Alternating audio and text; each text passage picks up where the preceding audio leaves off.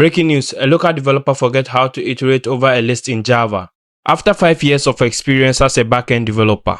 Witnesses say he was last seen frantically Googling how to increment an iterator in Java before vanishing into the abyss of Stack Overflow. If you've ever felt like an absolute fraud despite, actually writing code that works, congratulations. You have imposter syndrome, and guess what? Every developer has it.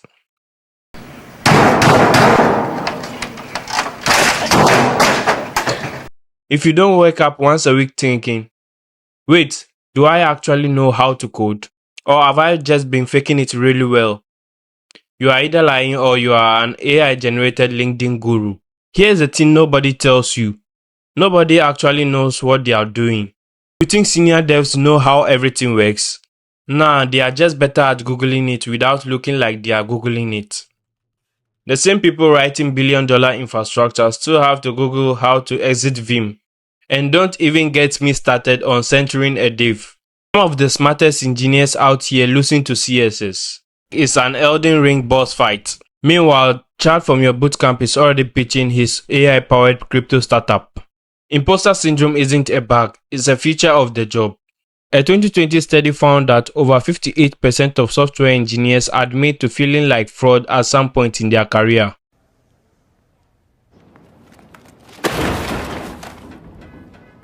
The other 42% were probably just too scared to admit it.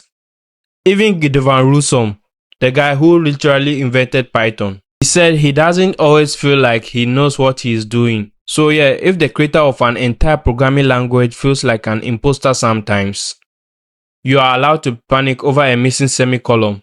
Here's the truth no one tells you.